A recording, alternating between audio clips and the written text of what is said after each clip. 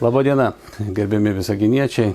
Šiandien esu patalpose, kur įrengėme Newton rūmus. Newton rūmai tai yra ta koncepcija, mokymo koncepcija, kada vaikai besimokantis pagrindinę mokyklos programą atvyksta į čia tam, kad sustiprinti savo žinias, tam, kad susidomėti pačiu mokslo, galbūt net ir būsimom specialybėm. Prieš tai čia dirbo 2 moduliai. Nuo šių mokslo metų galėsime mokytis dar 4 modulius. Ir tikrai džiaugiuosi už Newton rūmus, kadangi visi vaikai, kurie pabūna čia, išeina besišypsodami, susidomėję ne tik pačių modulių, bet ir ta mokslo sritimi, kuri buvo pastiprinta šituose kambariuose. Taip pat, aišku, ir labai džiaugiuosi, kad esame pirmieji ne tik Lietuvoje, bet ir Baltijos šalyse, kurie vysto šitą modulį.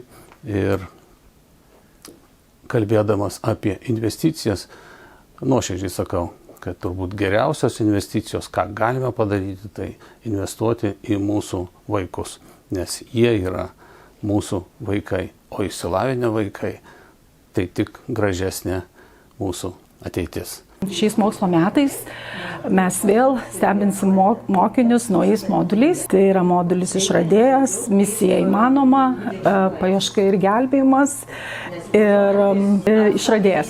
Visi moduliai yra stipriai susiję su matematika, robotika, programavimu ir mokiniai tikrai galės ir turės galimybę programuoti, skaičiuoti matematinius veiksmus.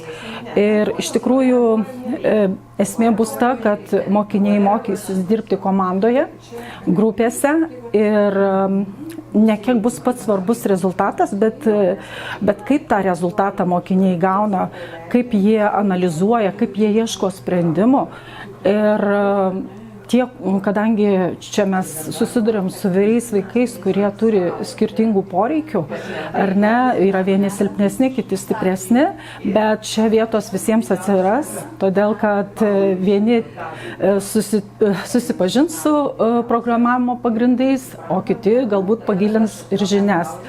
Tai šiais mokslo metais tikrai mokiniai taps išradėjais, gelbėtojais, kurdami, programuodami, jie sudarinės skrydžio planą, jau apskaičiavę viską, jie galės įvykdyti tą skrydžio planą, pasižiūrėti, kaip tai atrodytų realistiškai. Newtono kambariai plečia amžių vaikų, kurie gali atvykti į Newtono kambarį.